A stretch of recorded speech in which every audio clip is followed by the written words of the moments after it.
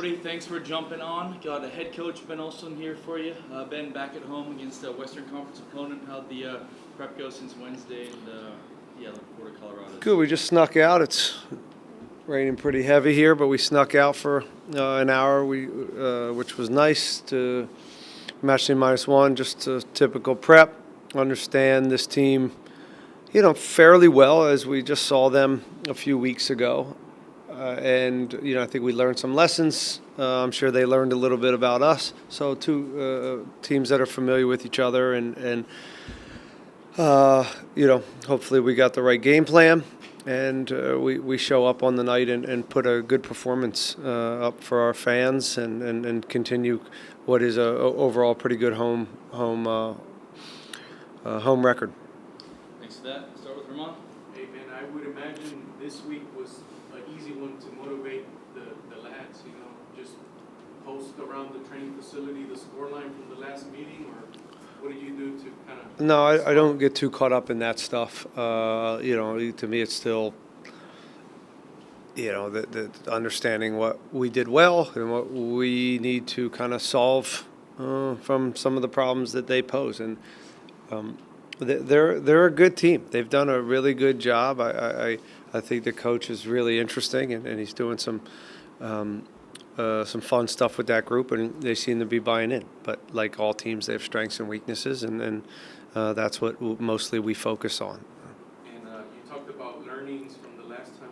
What are some examples? I'm not going to get into too much of that. I'm not trying to skirt the question. Just one part is kind of a non-tactical side is it's a physical team, and it's athletic and it's physical. So that part has to be matched for sure.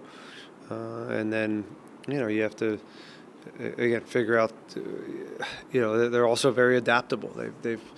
They can build on you, and they're brave, but they also have a direct play that is very dangerous as well, with real width on both sides. And so they really do hurt you in different ways, and I think that's their strength so far this season. Just again being collective in what we do, and making sure we understand when it's time to press, when it's time to drop off, and be combative. But Navarro is, he's up there for me, the top forwards in this league, and he continues to score goals, and he's also got a really nice mentality. So it's a good group. But we got a good group too, and we've won 4 of the last 5, and I think we're looking to continue our home form and try to move up the standings.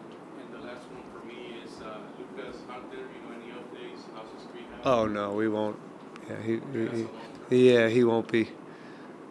He's probably more of a summer signing, but he is moving. There's some. Saw him outside, which is nice, but it's been a while, and it was a pretty nasty one. So we'll see, but he'll get back here in the next maybe month or 2-ish, and we'll get him ready for the second preseason. Thank you, Coach. All right, anyone else in the room? Good. All right, we'll jump to Zoom. Dustin, go ahead. Hey, man, I know you talked about after the last game, you guys were kind of running on fumes, right? So many games, so many matches that you still have coming up. How do you feel the guys have rebounded after that 120 on Wednesday? Yeah, we didn't want to go 120, but neither did Colorado. So, and they have to travel. So I got no excuses with that. Every team's doing the same thing. And again, this is just our period of time where we have a lot of games, and most other teams have it as well. So it's patch them up, and these guys are built for this. Some built better than others, whether it's age and just the way they kind of take care of themselves. And again, everybody's a little bit different, and we have some history on some of these guys, and that's why you see some changing in the lineups and some strategic subs to keep the energy as high as possible. However, like any team in any league, and sometimes you got to play tired, and that's there's an art to that as well, and what you do as a group, and and how you play with heavy legs, and sometimes it's it's here, and it's being mentally tough, and that's what the task is this weekend. And I know you mentioned at coming through these games, you guys as coaching staff, as players, you've been still figuring things out tactically, roles, just players. How do you feel that growth has been for you guys over these last few games? Well, figuring it out tactically, we're figuring it out tactically. We know what we're trying to do. It's just changing, and it's morphing, and we're some of it, as I've always said, some of it becomes what's available to us, so what's best available in the moment, and also we're always with an eye on the opposition and what we think can cause them problems or help us solve problems. So there's a lot that goes into this every week, and at some point we'll kind of get a little bit more narrow in how we go about it every game. And but in the meantime, the guys have been open-minded and flexible in how we go about the game plan, and it's been an interesting task for everyone. But again, guys have been managing it. I told him today, we're in the doing okay in the Open Cup, and we're in a good position there, and we're picking up points in the league, and we got a nice little run here over the last 5 games. So it's just about continuing to grab points and continue to find out about ourselves. Thanks, Ben. Sam, go ahead. Hey, hi, Ben. Hi, Sam. Yeah, talking about Colorado Rapids, the result of 3 weeks ago at Dick's Sporting Goods Stadium, does that factor or does that create a layer of motivation going into that game to get their league back, or will you address the game as any other game in the MLS season? For the most part, it's we'll prepare like we prepare for all these teams, but Sam, when you just played them, you have some some fresh thoughts in how to go about them because it just went down. And I also think it's important when a score happens like that, when it's 5, what was it? 6-2, right? It's important to understand that there's different types of 6-2 games, right? That game could have been 3-2 us very easily in the first half. So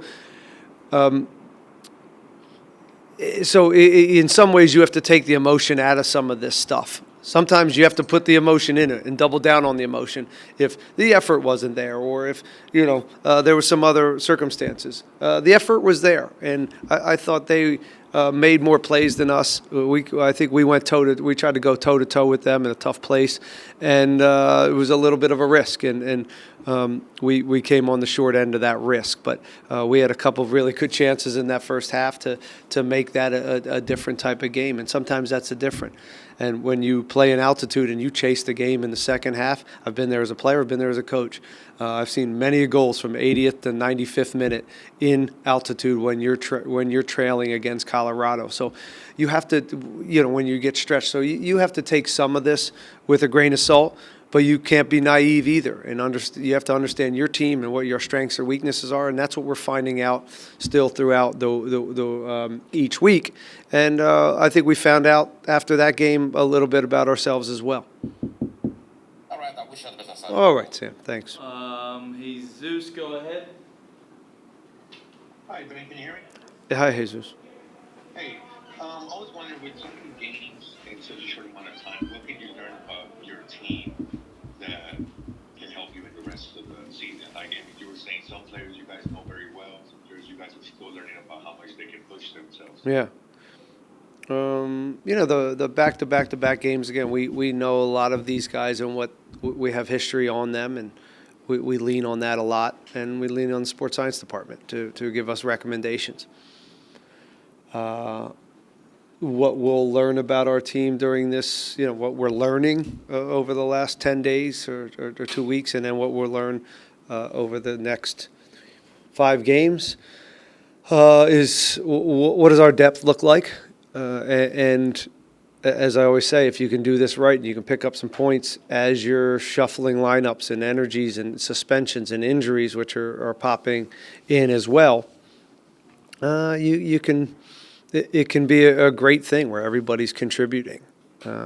but we are, it's been a collective effort. There's a lot of guys in there that have seen minutes in different ways and different structures, and that's, I think, going to help us in this next 5-6 games until the break. Whether it's again Dwayne or Ibra, guys are in and out of the lineup. They got minutes early, and then they find themselves out of the lineup, and then they're called on. So we think we have a good stable of 20 guys that can come and contribute to this team, and we're going to need every one of them.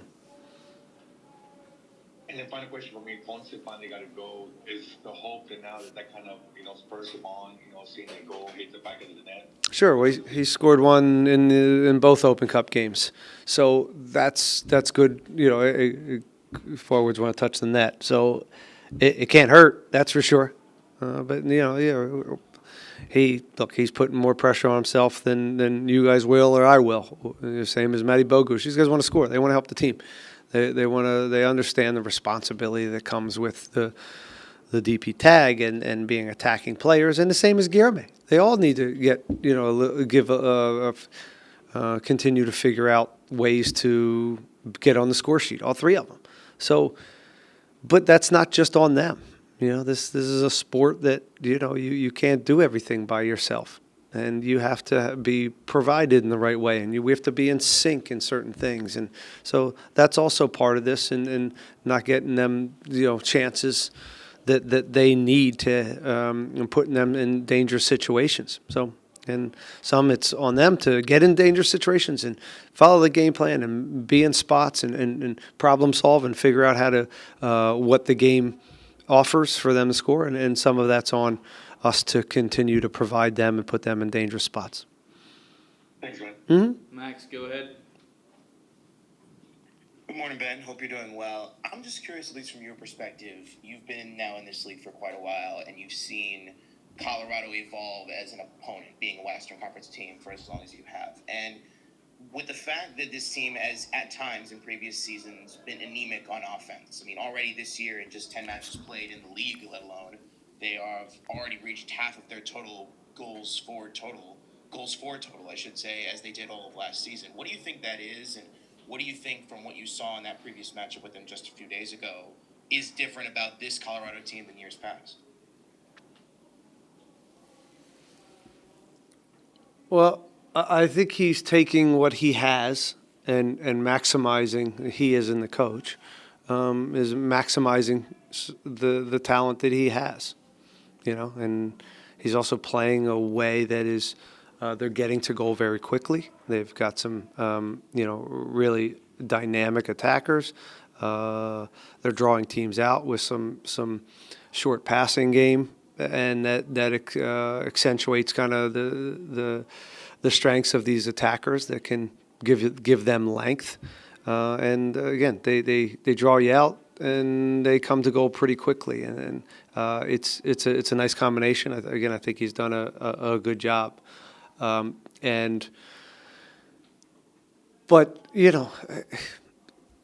not going to compare all the past coaches of the Colorado Rapids over the last 2 decades. I don't think I'm an expert on that. We see them once or twice a year, and coaches do things in different ways. Some have been more.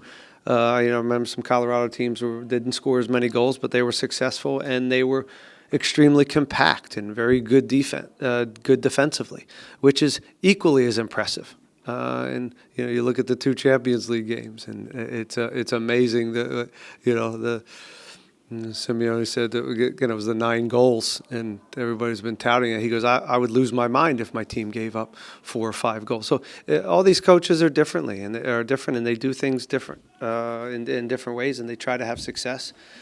I don't judge. I'm not here to judge the Colorado crew. I can judge the coach currently because I'm looking at them, and they've had a good balance. Just wanted to quickly verify, for the fans who maybe don't know, when you have a day prior to a match day where there's incredibly unpleasant weather and you're entering into a situation where you feel like you're having to possibly prepare for that, is there anything that maybe changes about tactical game plans about how you practice or how you kind of evaluate things, or am I just spitballing here that it has really no effect at all in the day prior to a match day? You spitballing? I'm just firing. You're just firing away, dude. Sure. Yeah. Here's what I'll say. Yes, our match day -1 today for the fans is different than our match day -1 if we didn't have a game on Wednesday, right? Yesterday we let them sleep in, and they come in a little bit later. It's more of a recovery. Match day -2, and today it's kind of an abridged, a little bit modified match day -1, and so. Yeah, the weeks change, and when you have these 3-game weeks, you're in a little bit more survival mode, but you still have to kind of stick to sports science and make sure they're still doing something and getting the mind and body prepped today for going to battle tomorrow. And it doesn't change that much, but it's just the length outside, the intensity outside.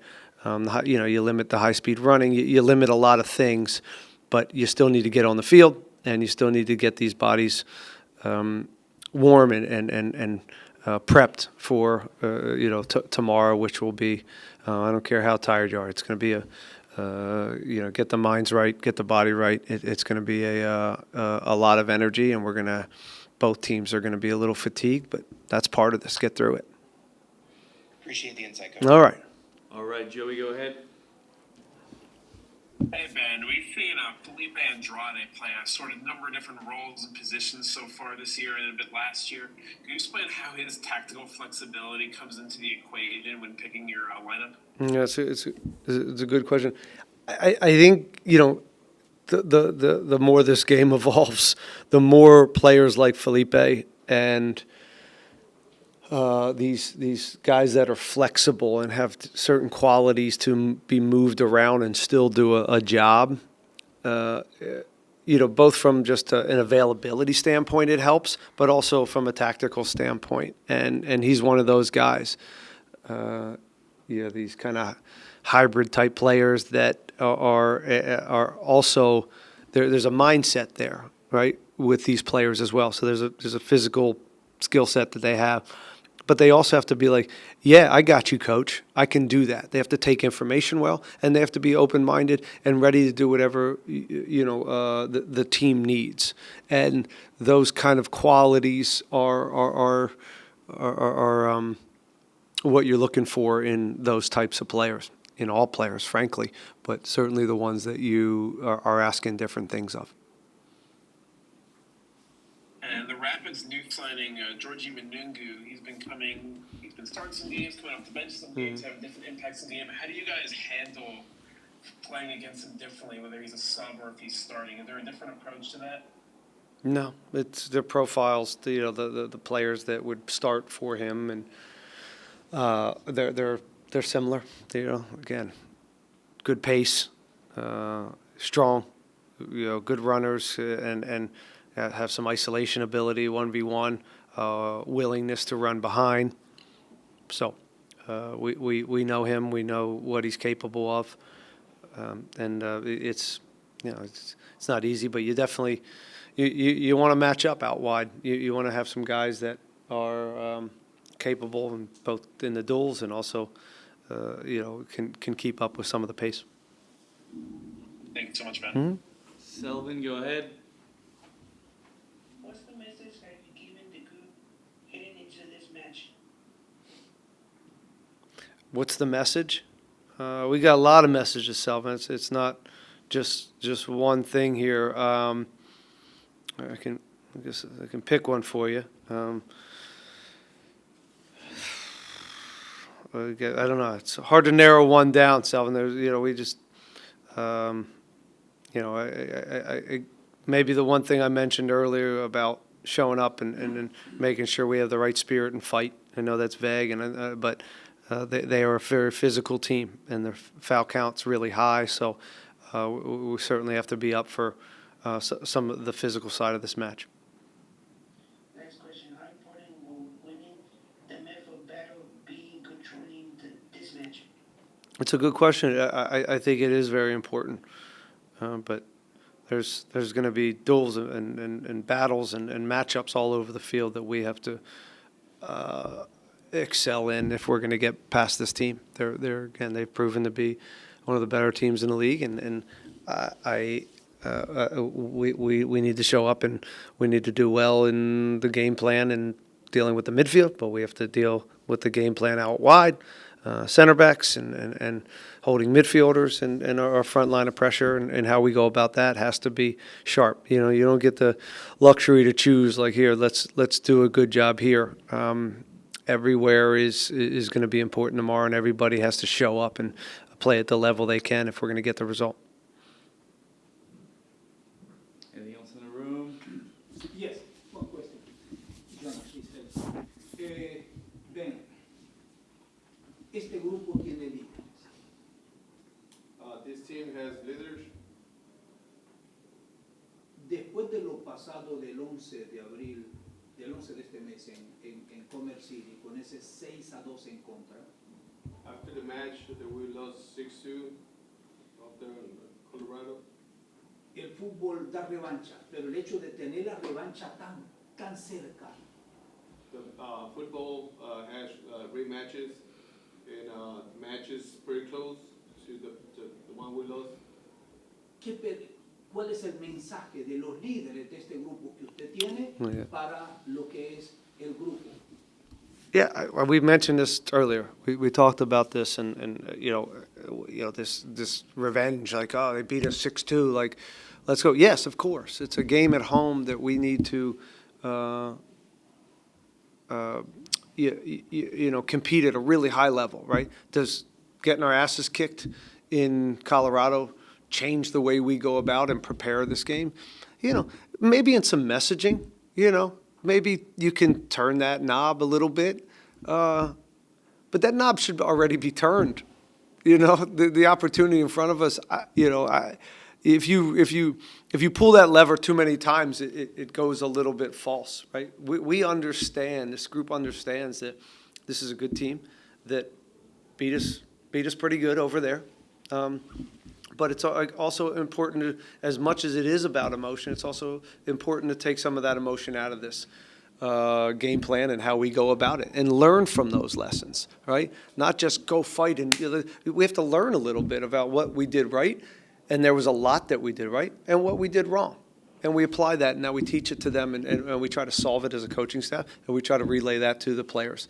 And yes, with hey, that wasn't a lot of fun, you know, getting our asses kicked. And hopefully we remember a little bit of that when those moments come up, when the duels and physicality come up into this game.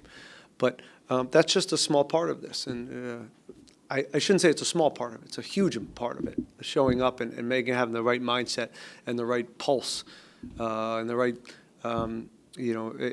tension, intensity. That is a huge part of it. But there's also some other components here that we have to do well from a game plan standpoint to have success. So it's both. Did I answer your question?